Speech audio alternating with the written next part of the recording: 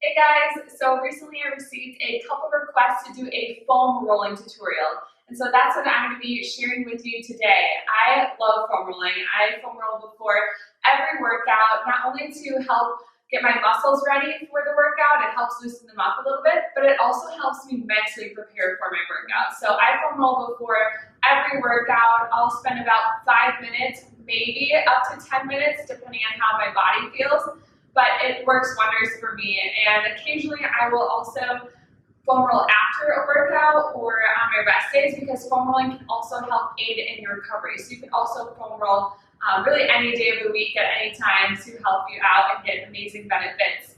So I'm going to be going ahead and showing you how to foam roll each body part. So the first place I like to start is with my hamstrings, because my hamstrings out of any muscle group are usually the most sore. But what you'll do is you'll just place your foam roll underneath your leg, right above your knee. And then from there, you'll just place your hands on the ground and you'll just kind of push up a little bit, push your body up so your butt is barely touching the ground, slightly hovering over it. And then from there, you can do one leg and just kind of roll up and down all the way to your glute.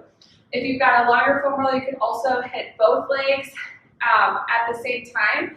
But if you don't feel it enough there, what you can do is you can take your leg and cross it over the other, and then that will put some more pressure, so you'll really feel it then. Now what you'll do is you'll just kind of roll slowly up and down your leg. If you find a spot that's a little bit sore, you can kind of hang out there a little bit, and you can even rotate your leg back and forth so your foot goes out and in, and you'll really get that spot there. Because your hamstring is made up of several muscles, what you want to do is you'll want to kind of go to the side a little bit so you get the outside of your hamstring. You'll want the middle, and then you'll also want to get the inside a little bit, so you'll be rotating your leg. But you'll just spend about 20-30 seconds there, maybe up to a minute depending on how sore you are. And that's how you roll your hamstring. The next place that I like to foam roll is my calf. And so again, same thing goes, just place it right under your leg, right above your ankle, and from there you'll just press up, slightly hovering.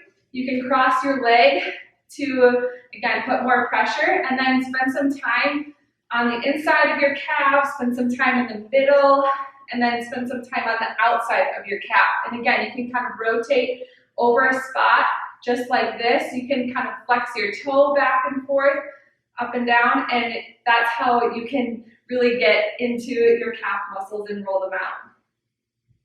From there, occasionally I will also foam roll my glutes if my glutes are a little bit sore. And so to hit your glutes, what you'll do is you'll just lightly put your butt on it, but you'll kind of be at an angle. You're not straight on. You're slightly at like a 45-degree angle. And then from there, what's even better is actually crossing your leg into a figure 4. And then from there, you're just going to roll up and down on your glute muscle, just like that. The next place that I like to get is my TFL. So think kind of your pockets. That's essentially where you're going for. But you'll just place the foam roller down, and then you'll kind of be on a little bit of a side angle here. And from here, you're just going to make little small rolls, kind of where your pockets would be, a little bit on the side, in order to get your TFL. So you'll just go up and down. Again, you can kind of rotate back and forth a little bit on a spot. The others, you're just going to roll up and down. I like to have my elbow, it's almost like I'm in a side plank here, and just kind of resting, but then you just kind of use your bottom foot to kind of push you up and down. So just nice little rolls. And again, you can roll there for about 20 seconds, 30 seconds. There, I like to go ahead and foam roll my quads. So in order to get your quad, again, just place the foam roller down. Again, you might start on the side a little bit and just kind of roll up and down, right above your knee, all the way up to your hip here. And then you can rotate onto your stomach here, and again, just roll up and down. If you feel a spot, you can kind of rotate your body, but you'll want to get all angles. So on the outside, middle, and the inside a little bit here. You can kind of cross your leg. If you have a longer foam roller, it makes it a little bit easier to do both legs at one time. If you find a spot, you can also move your leg up and down, and you can get into a spot that way. So spend 20, 30 seconds with your quad or as much as you need. The next muscle group that I roll out are my adductors, and so the inside of your thigh. So for this one, you're actually going to have the foam roller parallel to your body. What you're just going to do is you're going to bring your leg up and you're just going to put it on top here. And from here, it's just, again, going to go right above your knee. And from here, you're just going to make small little rolls and you're just going to work your way all the way up into your inner thigh, kind of your groin area. This is another area, the adductors, that I always feel it a little bit.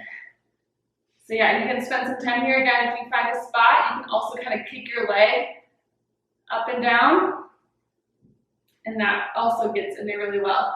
But if you find a spot, just kind of roll up and down there. So that's how you roll your adductors. The next muscle group that I hit are my lats. So that's this big muscle that wraps around your back here.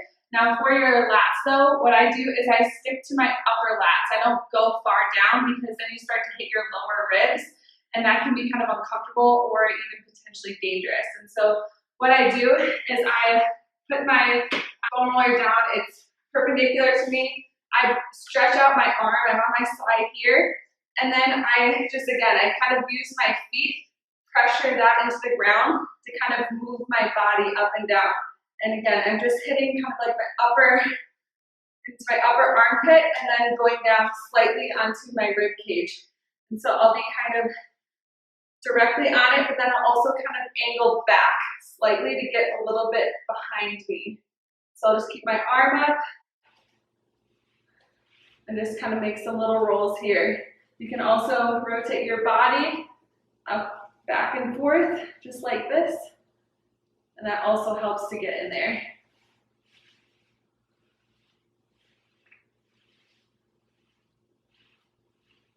Last area that I like to get is my middle to upper back, my thoracic spine.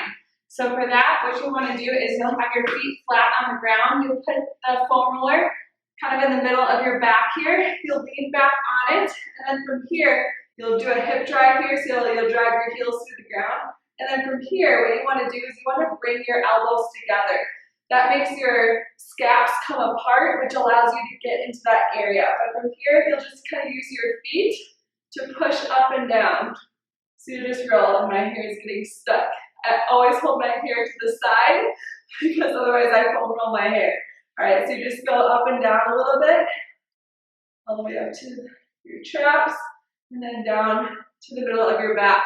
Now you can kind of go to the side a little bit at an angle. You can kind of rock back and forth in this spot.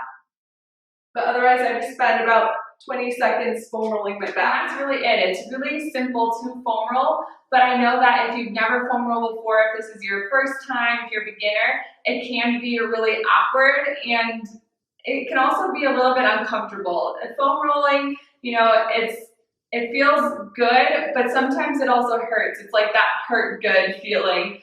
You don't want it to be, you know, excruciating or anything like that, but, you know, it can be a little bit uncomfortable and awkward. So just know that ahead of time and just try to stick with it because there are so many great benefits from foam rolling. And there's so many different types of foam roller. There's ones that are less dense, and that's what you'll want to probably start with as a beginner until you get used to it, and then work your way up to something more dense like this trigger foam roller. But there's a lot of options and I would highly recommend foam rolling.